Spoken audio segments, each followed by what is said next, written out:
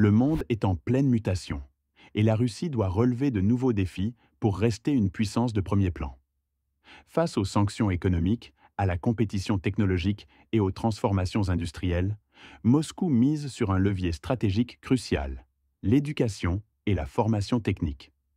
Dans ce discours fondamental, Vladimir Poutine dévoile sa vision: refonder le système éducatif, renforcer les liens entre écoles, universités et entreprises et préparer une nouvelle génération de spécialistes capables de maîtriser les technologies de demain. Pourquoi cette réforme est-elle une priorité absolue pour la Russie? Quels sont les véritables enjeux derrière cette modernisation? Ce discours apporte des réponses cruciales sur l'avenir du pays et son positionnement face aux grandes puissances mondiales. Écoutez-le attentivement et partagez votre avis en commentaire. L'avenir se construit dès aujourd'hui.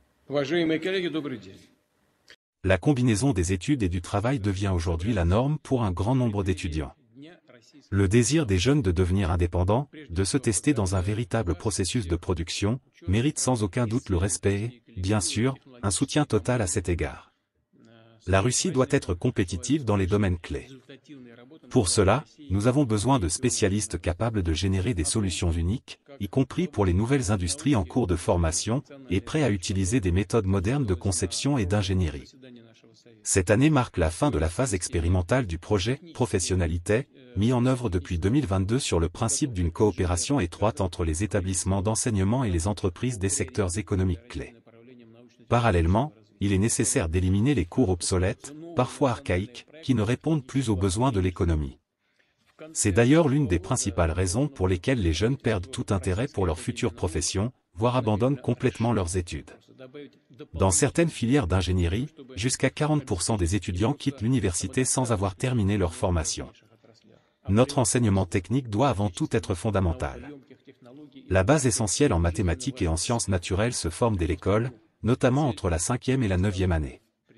Il est nécessaire de structurer correctement toute l'organisation du processus éducatif dans l'enseignement supérieur et d'augmenter de manière significative la part de la formation pratique avec des outils modernes de conception. Chers collègues, bonjour. Nous nous réunissons à la veille de la journée de la science russe. Avant tout, je tiens à vous féliciter, ainsi que tous les scientifiques du pays, les équipes de recherche et les groupes technologiques.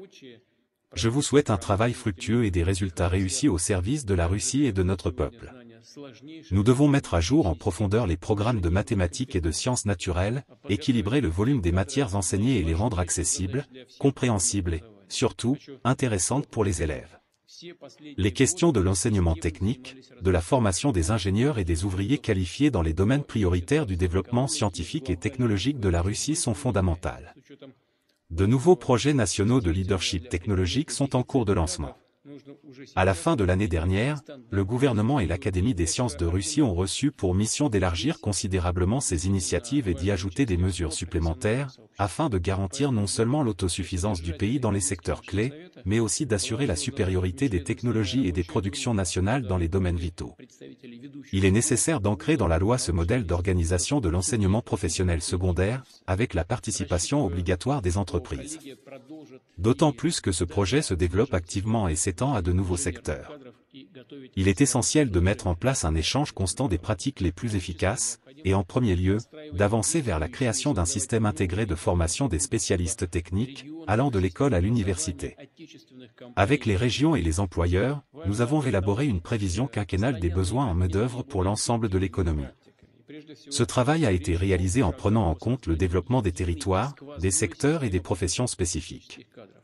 C'est un grand pas, mais ce n'est que le début. La participation de toute la communauté professionnelle est ici d'une importance capitale. C'est pourquoi, pour préparer le programme de notre conseil, un groupe de travail interministériel a été mis en place, réunissant des représentants des principales écoles, universités, instituts de recherche, entités fédérées et entreprises. Nous devons anticiper les compétences nécessaires pour les décennies à venir, afin que les écoliers, étudiants et doctorants d'aujourd'hui, ainsi que nos établissements d'enseignement écoles, collèges et universités soient, dans 15 à 20 ans, prêts à répondre aux défis des transformations technologiques. En 2023, il a été décidé de proposer des durées d'études variées pour chaque filière, en fonction des spécificités du métier, du secteur et des besoins du marché du travail. Le rôle de la science dans la résolution des problèmes nationaux a été discuté en détail lors de la dernière réunion de notre Conseil. Aujourd'hui, nous abordons les questions de l'enseignement technique, de la formation des ingénieurs et des ouvriers qualifiés dans les domaines prioritaires du développement scientifique et technologique de la Russie, en lien avec le lancement de nouveaux projets nationaux de leadership technologique.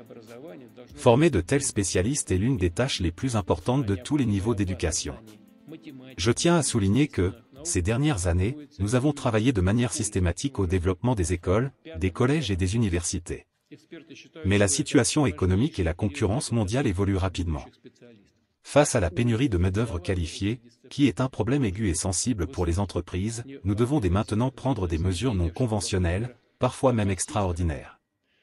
Il est crucial que les mathématiques et les sciences naturelles passionnent les jeunes et suscitent leur intérêt. Aujourd'hui, beaucoup d'entre eux perdent cet intérêt dès le début de leur formation. Dans ce discours, Vladimir Poutine aborde plusieurs points cruciaux pour l'avenir de la Russie face aux défis géopolitiques et économiques actuels. Tout d'abord, il insiste sur l'importance d'une éducation technique de qualité, soulignant que l'intégration des entreprises dans le processus éducatif est essentielle. Cette coopération permettrait de garantir que les étudiants acquièrent des compétences pratiques directement applicables dans des secteurs stratégiques tels que la technologie et l'industrie. Cela représente une réponse directe aux besoins du marché, dans un contexte où la Russie doit impérativement renforcer sa compétitivité. Cependant, Poutine ne s'arrête pas là.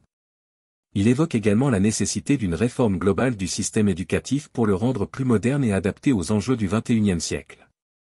En insistant sur l'élimination des formations obsolètes et la mise en place de programmes plus orientés vers l'avenir, il met en évidence le besoin de former des générations capables de naviguer dans un monde en constante évolution. Cette transformation est d'autant plus urgente à une époque où la compétitivité mondiale est un enjeu majeur.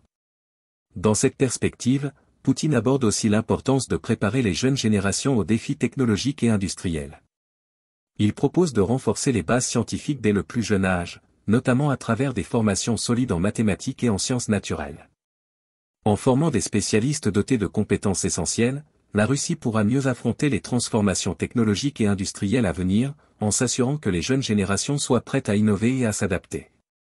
Une autre dimension clé de ce discours concerne la création d'un système éducatif lié aux réalités économiques. Poutine met en avant l'importance d'adapter les programmes de formation aux besoins réels du marché, en étroite collaboration avec les secteurs industriels.